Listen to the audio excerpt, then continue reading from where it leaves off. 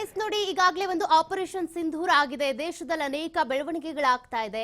ಇದ್ರ ಬಗ್ಗೆ ಮಾತನಾಡೋದಕ್ಕೆ ಅಂತ ಮುಂದಿನ ಕ್ರಮಗಳು ಏನಾಗಬಹುದು, ಅದೆಲ್ಲದ್ರ ಬಗ್ಗೆನೋ ಮಾಹಿತಿ ಹಂಚ್ಕೊಳ್ಳೋದಕ್ಕೆ ಅಂತ ಸದ್ಯಕ್ಕೆ ಏನಾಗ್ತಿದೆ ಅದ್ರ ಬಗ್ಗೆ ಒಂದಷ್ಟು ಮಾಹಿತಿಯನ್ನ ಪಡ್ಕೊಳ್ಳೋಣ. ದಿನೇಶ್ ಮುಡ್ರಿ ಅವರು ನಿವೃತ್ತ ಕರ್ನಲ್ ನಮ್ಮ ಜೊತೆಗೆ ಜೂಮ್ ಲೈವ್ ಅಲ್ಲಿ ಜಾಯಿನ್ ಇದ್ದಾರೆ. ಸರ್ ನಮಸ್ತೆ. ಈ ಒಂದು ಆಪರೇಷನ್ ಸಿಂಧೂರ ಆದ ನಂತರ ನಿಮ್ಗೆ ಏನ್ ಅನ್ನಿಸ್ತು? ನಿಮ್ಮ ಫಸ್ಟ್ ರಿಯಾಕ್ಷನ್ ಏನು? ಫಸ್ಟ್ ರಿಯಾಕ್ಷನ್ ಏನಂತಂದ್ರೆ, ನಾವು ಈಗ ನೋಡಿ, ಇದು ಇಟ್ ವಾಸ್ ಎಕ್ಸ್ಪೆಕ್ಟೆಡ್. ಯಾಕಂತಂದ್ರೆ ನಾವೆಲ್ಲ ಇಷ್ಟೊಂದು ಹೇಳಿದ್ಮೇಲೆ, ಯಾಕಂತಂದ್ರೆ 2001-2002 ನಲ್ಲಿ ಪರಾಕ್ರಮ ಆದಾಗ ಫುಲ್ ಮೊಬಿಲೈಸೇಷನ್ ಆಗಿತ್ತು ಎರಡು ಆರ್ಮೀಸ್. ಆವಾಗ ಏನು ಆಗ್ಲಿಲ್ಲ. ಸೊ ಈ ಸತಿನು ನಾವು ಇಷ್ಟೊಂದು ನಾವು ಹೈಪ್ ಅಪ್ ಮಾಡಿದ್ಮೇಲೆ ಏನು ಆಗದೆ ಹೋದ್ರೆ ಪಾಕಿಸ್ತಾನಕ್ಕೆ ಒಂದು ಮೆಸೇಜ್ ಹೋಗೋದು ಅಂತಂದ್ರೆ, ಇವರು ಒಂದು ಎಂಟಿ ಥ್ರೆಟ್ ಇರುತ್ತೆ ಯಾವಾಗ್ಲೂನು ಅಂತ ಒಂದು ಮೆಸೇಜ್ ಹೋಗ್ತಾ ಇತ್ತು. It was expected. ಯಾಕಂತಂದ್ರೆ ಊರಿ ಆದ್ಮೇಲೆ ಒಂದು ರೀತಿಯಿಂದ ಆಯ್ತು. ಅದಾದ್ಮೇಲೆ ನೆಕ್ಸ್ಟ್ ಲೆವೆಲ್ ಆಫ್ ಒಂದು ಏನಂತಂದ್ರೆ ಸ್ಲೈಟ್ಲಿ ಒಂದು ನಾಚ್ ಹೈಯರ್ ನಾವು ಬಾಲಾಕೋಟ್ ಸ್ಟ್ರೈಕ್ ಅಲ್ಲಿ ಮಾಡಿದ್ವಿ. ಆಮೇಲೆ ಈ ಸತಿ it was expected to be little more. ಏನಂತಂದ್ರೆ ಲಾಸ್ಟ್ 2-3 ಡೇಸ್ ಅಲ್ಲಿ ಪ್ರಧಾನ ಮಂತ್ರಿ ಅವರು ಏರ್ ಚೀಫ್ ಮತ್ತೆ ನೇವಲ್ ಚೀಫ್ ಮಾತ್ರ ಕರೆದು ಅಲಗ್ ಅಂದ್ರೆ ಬೇರೆ ಬೇರೆ ಆಗಿ ಕರೆದು ಮಾತಾಡ್ಸಿದ್ರು ಅಂತಂದ್ರೆ, ದಿಸ್ ವಾಸ್ ಅಂದ್ರೆ it was expected. Air centric ಅಥವಾ ನೇವಲ್ ಸೆಂಟ್ರಿಕ್ ಅಂದ್ರೆ ಏರಿಯಲ್ ಪ್ಲಾಟ್ಫಾರ್ಮ್ಸ್ ಯೂಸ್ ಮಾಡುವಂತ ಟ್ರೂಪ್ಸ್ ಆನ್ ಗ್ರೌಂಡ್ ಇರಲ್ಲ, ಬಟ್ ಏರಿಯಲ್ ಪ್ಲಾಟ್ಫಾರ್ಮ್ಸ್ ಯೂಸ್ ಮಾಡಿ ಅವರು ಸ್ಟ್ರಾಟಜಿಕ್ ಟಾರ್ಗೆಟ್ ಮಾಡ್ತಾರೆ ಅಂತ ಅನ್ನೋ ಒಂದು ಊಹೆ ಇತ್ತು, ಒಂದು ಎಕ್ಸ್ಪೆಕ್ಟೇಷನ್ ಇತ್ತು. ಆದ್ರೆ ಯಾವಾಗ ಆಗುತ್ತೆ ಅಂತ ಅನ್ನೋದು ಗೊತ್ತಿರ್ಲಿಲ್ಲ. So they have done preemptively. In fact 1971 operations ಅಲ್ಲಿ ನಿಮಗೆ 3rd ಡಿಸೆಂಬರ್ ಏನಾಯ್ತು ಅಂತ ಎಲ್ರಿಗೂ ಗೊತ್ತಿರಬಹುದು. ನಾವು ಆಲ್ಮೋಸ್ಟ್ ಯುದ್ಧಕ್ಕೆ ರೆಡಿ ಆಗಿದ್ವಿ. ಅವಾಗ ಏನಾಯ್ತು ಅಂದ್ರೆ 3rd ಡಿಸೆಂಬರ್ಗೆ Pakistan air force almost about 1 dozen ಅಂದ್ರೆ 12 ಏರ್ ಫೀಲ್ಡ್ಸ್ ಇಂಡಿಯಾ ಸೈಡ್ ಅಲ್ಲಿ ಧ್ವಂಸ ಮಾಡಿತ್ತು. ಅಂದ್ರೆ ಅಲ್ಲಿಂದ ಅಮೃತ್ಸರ್, ಅಂಬಾಲಾ, ಆಗ್ರಾ, ಆಮೇಲೆ ಅವಂತಿಪುರ್, ಶ್ರೀನಗರ್, ಪಠಾನ್ಕೋಟ್ ಇವೆಲ್ಲ ಸೇರಿದಂಗೆ ವೆಸ್ಟರ್ನ್ ಸೆಕ್ಟರ್ ಅಲ್ಲಿ ಬರೋಂತ ಏರ್ ಫೀಲ್ಡ್ಸ್ ಏನಿದೆ ಎಲ್ಲ ಏರ್ ಫೀಲ್ಡ್ಸ್ ಮೇಲೆ ದಾಳಿ ಮಾಡಿ ನಮ್ಮ ಏರ್ ಫೋರ್ಸ್ ನ ಇನ್ಕೇಪಬಲ್ ಮಾಡಬೇಕಾಗಿತ್ತು ಅಂತ ಒಂದು ಆ ದೃಷ್ಟಿಯಿಂದ ಒಂದು. ಎರಡನೇದಂದ್ರೆ ಈಸ್ಟ್ ಪಾಕಿಸ್ತಾನ್ ಕಡೆಯಿಂದ ಅಲ್ಲೇ ನಮ್ದು ಒಂದು ಫೌಜ್ ಜಮಾ ಆಗಿತ್ತು ಅವಾಗ ಮೊಬಿಲೈಸೇಷನ್ ಆಗಿ, ಅಲ್ಲಿಂದ ಅಟೆನ್ಷನ್ ಡೈವರ್ಟ್ ಮಾಡಬೇಕು ಅನ್ನೋ ಒಂದು ಕಾರಣದಿಂದ ಅವ್ರೇನ್ ಮಾಡಿದ್ರು ಅಂತಂದ್ರೆ ಪ್ರಿಯಂಪ್ಟಿವ್ ಸ್ಟ್ರೈಕ್ ಮಾಡಿದ್ರು. ಸೊ ಈ ಸತಿ ನಾವೇನ್ ಮಾಡಿದ್ವಿ ಅಂತಂದ್ರೆ ಅವರಿಗೆ ಗೊತ್ತಾಗದ ಹಿ ವಾಸ್ ಆಲ್ಸೋ ಎಕ್ಸ್ಪೆಕ್ಟಿಂಗ್, ಆದ್ರೆ ಅವ್ರು ನಾವೇನ್ ಮಾಡ್ತೀವಿ ಅಂತ ಅನ್ನೋದು ಗೊತ್ತಿರ್ಲಿಲ್ಲ. ಆದ್ರೆ ಇದು ಒಂದು ಸಕ್ಸಸ್ಫುಲ್ ಇಂಟೆಲಿಜೆನ್ಸ್ ಆಪರೇಷನ್ಸ್ ಅಂತಾನು ಹೇಳ್ಬೋದು. ಯಾಕಂತಂದ್ರೆ ಎನಿಮಿಗೆ ನಾವ್ ಏನ್ ಮಾಡ್ತೀವಿ ಅಂತ ಅನ್ನೋದು ಗೊತ್ತಿರ್ಲಿಲ್ಲ. ಇನ್ಫ್ಯಾಕ್ಟ್ ಕಂಟ್ರಿನಲ್ಲೇ ಏನ್ ಮಾಡ್ತೀವಿ ಅನ್ನೋದು ಗೊತ್ತಿರ್ಲಿಲ್ಲ. ಸೊ ತುಂಬಾ ಅದು ಒಂದು ಹೆಂಗೆ ನಮ್ಮ ಶ್ರೀನಗರಲ್ಲಿ ಸ್ವಲ್ಪ ಒಂದು ಮೈನರ್, ಯಾಕಂದ್ರೆ ಇಂಟೆಲಿಜೆನ್ಸ್ ಕೆಲವೊಂದ್ಸತಿ ಫೇಲ್ ಆಗೋದು ಸಹಜಿಕ, ಅದು ಇದ್ದೇ ಇರುತ್ತೆ. ಯಾಕಂದ್ರೆ ಎಲ್ಲಾ ಆಪರೇಷನ್ಸ್ ಬಗ್ಗೆ ಎನಿಮಿ ನಡೆ ಬಗ್ಗೆ ನಮಗೆಲ್ಲ ತಿಳಿಯಲ್ಲ. ಸೊ ಕೆಲವೊಂದ್ಸತಿ ನಮಗೆ ಸ್ಪೆಷಲಿ ವೆನ್ ಟೆರರಿಸ್ಟ್ ಆಪರೇಷನ್ಸ್ ಅಲ್ಲಿ ಇದು ತಿಳಿಯೋದು ತುಂಬಾ ಕಡಿಮೆ ಇರುತ್ತೆ. ಯಾಕೆ ಅಂತಂದ್ರೆ ಟೆರರಿಸ್ಟ್ ಅವರು ಕನ್ವೆನ್ಷನಲ್ ಆಗಿ ಫೈಟ್ ಮಾಡಲ್ಲ. ಎರಡನೇದಂತಂದ್ರೆ ಅವರು ತುಂಬಾ ಸಿವಿಲ್ ಪಾಪ್ಯುಲೇಷನ್ ಜೊತೆ ಮರ್ಜ್ ಆಗ್ತಾರೆ. ಸೊ ಇಂತ ಒಂದು ಕಾರಣದಿಂದ ಇಂಟೆಲಿಜೆನ್ಸ್ ಸಿಗೋದು ತುಂಬಾ ಕಷ್ಟ ಆಗುತ್ತೆ.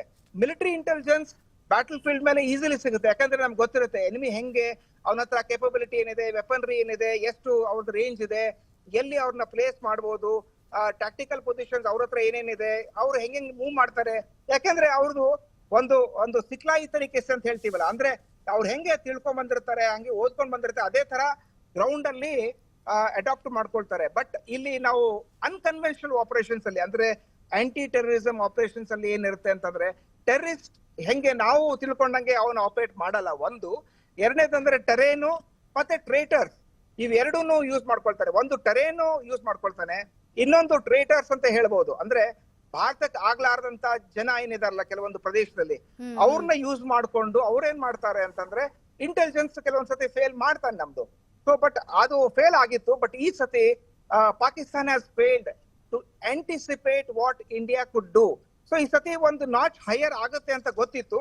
ಬಟ್ ಆದ್ರೆ ಈ ಸತಿ ಏನಾಗಿದೆ ಅಂತಂದ್ರೆ ಈ ಸತಿನು ನಾವು ಎನಿಮಿ ಮೇಲೆ ದಾಳಿ ಮಾಡಿದಾಗ, ಸ್ಪೆಷಲಿ ಪಾಕಿಸ್ತಾನ ಒಂದು ಕಾಂಟೆಕ್ಸ್ಟ್ ಅಲ್ಲಿ ಮಾತಾಡಬೇಕು ಅಂತಂದ್ರೆ ಆಂಟಿ ಟೆರರ್ ಆಪರೇಷನ್ಸ್ ನಾವು ಮಾಡ್ತೀವಿ ಒಂದು, ಅಥವಾ ಆಂಟಿ ಫೋರ್ಸ್ ಆಪರೇಷನ್ಸ್ ಮಾಡ್ತೀವಿ ಎರಡನೇದ್ದು. ಆಂಟಿ ಫೋರ್ಸ್ ಅಂತಂದ್ರೆ ಪಾಕಿಸ್ತಾನ್ ಆರ್ಮಿ ಜೊತೆ ಅಥವಾ ಪಾಕಿಸ್ತಾನ್ ಒಂದು ದೇಶದ ಜೊತೆ ಏನ್ ಯುದ್ಧ ಮಾಡ್ತೀವಿ ಅದಕ್ಕೆ ಆಂಟಿ ಫೋರ್ಸ್ ಅಂತ ಹೇಳ್ತೀವಿ. ಬಟ್ ಆಂಟಿ ಟೆರರ್ ಆಪರೇಷನ್ಸ್ ಅಂತಂದ್ರೆ ನಾವು only terrorist hide out, terrorist camps ಅಥವಾ ಟೆರರಿಸ್ಟ್ ಅಂತ ನಾವ್ ಯಾವಾಗ ಟಾರ್ಗೆಟ್ ಮಾಡ್ತೀವಿ ಅದು ಆಂಟಿ ಟೆರರಿಸಂ ಆಪರೇಷನ್ ಆಗುತ್ತೆ. ಸೊ ಈ ಸತಿನೂ ಇದು ಆಂಟಿ ಟೆರರಿಸಂ ಆಪರೇಷನ್ ಅಂತಾನೆ ಹೇಳ್ಬೋದು. ಬಟ್ ಆದ್ರೆ ಈ ಸತಿ ಏನಾಗಿದೆ ಅಂತಂದ್ರೆ, ಒಂದು ಏರ್ ಕ್ರಾಫ್ಟ್ ನಮ್ದು ಅಕ್ರಾಸ್ LC ಹೋಗಿಲ್ಲ ಅಥವಾ ಅಕ್ರಾಸ್ IB ಹೋಗಿಲ್ಲ. So they have used air to surface missiles use ಮಾಡಿದ್ದಾರೆ ಒಂದು. ಬಟ್ ಎರಡು ಏನಂತಂದ್ರೆ ಒಂದು ನಾಚ್ ಹೈಯರ್ ಹೋಗಿದೆ. ಹೆಂಗ್ ಹೋಗಿದೆ ಅಂತಂದ್ರೆ, ನಾವು ಬಾಲಾಕೋಟ್ ಸ್ಟ್ರೈಕ್ ಮಾಡಿದಾಗ ಅದು POK ನಲ್ಲಿತ್ತು. ಸೊ ಅವಾಗ ಪಾಕಿಸ್ತಾನಕ್ಕೆ ನಾವು ಇದನ್ನ ಮಾಡಲಿಲ್ಲ. ಬಟ್ ಈ ಸತಿ ನಾವೇನ್ ಮಾಡಿದೀವಿ ಅಂದ್ರೆ, we have taken battle to the enemy camp ಅಂತ ಹೇಳ್ತೀವಲ್ಲ, ಈ ಸತಿ ನಾವು ಬ್ಯಾಟಲ್ ಎನಿಮಿ ಕ್ಯಾಂಪ್ ಅಂದ್ರೆ ಪಾಕಿಸ್ತಾನ್ ಪ್ರದೇಶದಲ್ಲಿ, POK ಮಾತ್ರ ಅಲ್ಲ, ಪಾಕಿಸ್ತಾನ್ ಪ್ರದೇಶದಲ್ಲೂ ನಾವು 9 ಜಾಗಗಳಲ್ಲಿ ಏನು ನಾವು ಸ್ಟ್ರೈಕ್ ಮಾಡಿದೀವಿ, ಅಲ್ಲಿನೂ ಅದು ಸ್ಟ್ರೈಕ್ ಆಗಿದೆ. ಅಂತಂದ್ರೆ ಇದು ಒಂಥರ ನಾವು ಕ್ಯಾಲಿಬ್ರೇಟೆಡ್ ಎಸ್ಕಲೇಷನ್ ಮಾಡಿದೀವಿ. ಈ ಸತಿ ಎಸ್ಕಲೇಷನ್ ಆಗಿದೆ. ಇನ್ಫ್ಯಾಕ್ಟ್ ನಾವ್ ಹೇಳ್ತೀವಲ್ಲ, ಈಗ ಇಂಡಸ್ ವಾಟರ್ ಟ್ರೀಟಿ ನಾವು ಸ್ಟಾಪ್ ಮಾಡಿದಾಗ that in itself is a war. ಯಾಕೆಂತಂದ್ರೆ all diplomacy is an extension of war ಅಂತ ಹೇಳ್ತೀವಿ. All diplomacy is an extension of war. So ಹಂಗಿದ್ದಾಗ ನಾವು ಯಾಕೆಂದ್ರೆ ಲಾಸ್ಟ್ ಒಂದು 10 years ಬ್ಯಾಕ್ ಏನಾಗ್ತಾ ಇತ್ತು ಅಂತಂದ್ರೆ, ಅವರು ಟೆರರಿಸ್ಟ್ ಆಪರೇಷನ್ಸ್ ಕ್ಯಾರಿ ಔಟ್ ಮಾಡಿ ಹೋಗ್ತಾ ಇದ್ರು. ಅದಾದ್ಮೇಲೆ ನಾವು ಏನ್ ಮಾಡ್ತೀವಿ ಅಂತ ಅವ್ರು ಯೋಚನೆ ಮಾಡ್ತಾ ಇದ್ರು. ಈಗ ಹಂಗಾಗಿಲ್ಲ. ಈಗ ಏನಾಗಿದೆ ಅಂತ, ನಾವು ವಾಟರ್ ಬಂದ್ ಮಾಡಿದ್ವಿ, ನಾವು ಅವ್ರಿಗೆ ಹೇಳ್ತಾ ಇದ್ವಿ ನೀವೇನ್ ಮಾಡ್ತೀರೋ ನಾವು ನೋಡ್ತೀವಿ ಅಂತ ಹೇಳಿ. So there is change in strategy. ಈಗ ಏನಾಗಿದೆ ಅಂತಂದ್ರೆ, ವಾಟರ್ ಸ್ಟಾಪ್ ಮಾಡಿದ್ದಾಗ್ಲಿ ಅಥವಾ ಊರಿ ಬಗ್ಗೆ ಸ್ಟ್ರೈಕ್ ಮಾಡಿದ್ದಾಗ್ಲಿ ಅಥವಾ ಬಾಲಾಕೋಟ್ ಸ್ಟ್ರೈಕ್ ಮಾಡಿದ್ದಾಗ್ಲಿ, ನಾವು ಒಂದು ಕ್ಯಾಲಿಬ್ರೇಟೆಡ್ ಎಸ್ಕಲೇಷನ್ ಮಾಡ್ತಾ ಇದೀವಿ.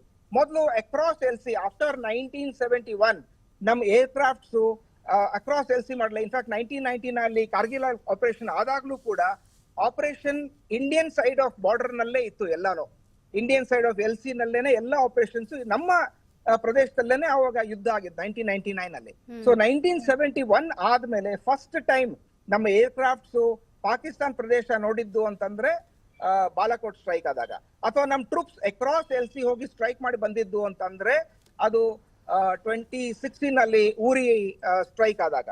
ಸೊ ಈ ಸತಿ ಏನಾಗಿದೆ ಅಂತಂದ್ರೆ, again we have taken 2 notches higher. ಒಂದು ವಾಟರ್ ಮಾಡಿ ಅವ್ರನ್ನ ನಾವು ಲಲ್ಕಾರ ಅಂತ ಹೇಳ್ತೀವಲ್ಲ ಕನ್ನಡ, ಅಂದ್ರೆ ಅವ್ರನ್ನ ನಾವು ಇದನ್ ಮಾಡಿದ್ವಿ, ಪ್ರೊವೋಕ್ ಮಾಡಿದ್ವಿ. ಎರಡನೇದು ಅಂತಂದ್ರೆ, ಈ ಸ್ಟ್ರೈಕ್ ಮಾಡಿ ಅವ್ರು ಇದನ್ ಮಾಡಿದ್ವಿ. ನಾವು it is up to Pakistan, ಅವ್ರು ಏನ್ ಮಾಡ್ತಾರೆ. ಯಾಕಂದ್ರೆ ಇದು ಮ್ಯಾಟ್ರಿಕ್ಸ್ ನಮ್ಮ ಹತ್ರನೇ ಇರುತ್ತೆ, ಅವರು ಹೆಂಗೆ ರೆಸ್ಪಾನ್ಸ್ ಮಾಡ್ಬೋದು ಅಂತ ಅನ್ನೋ ಒಂದು ಕ್ಯಾಲ್ಕುಲೇಷನ್ ಆಲ್ರೆಡಿ ಮಾಡ್ಕೊಂಡಿರ್ತೀವಿ ನಾವು.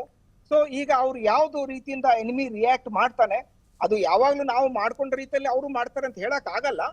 ಬಟ್ ಜನರಲಿ ಅವ್ರದ್ದು ವೆಪನ್ ಸಿಸ್ಟಮ್, ಅವ್ರದ್ದು not only army, see when 2 armies are at war, ಅದು 2 armies are not at war, 2 nations are at war ಅಂತ ಹೇಳ್ತೀವಲ್ಲ, ಹಂಗೆ everything comes into play. ಅವರು ನ್ಯಾಷನಲ್ ಅಸೆಟ್ಸ್ ಏನಿದೆ, ಯಾಕಂದ್ರೆ civil assets also will be emergency ನಲ್ಲಿ they can be used for military operation. So everything comes into play.